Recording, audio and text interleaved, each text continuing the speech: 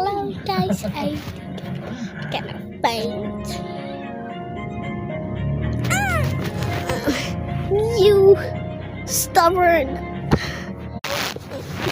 Dito sa gilid natin, sa right side, mga batong Why did bundok. I do that? At ito yung tanawin guys, oh. How May ilog.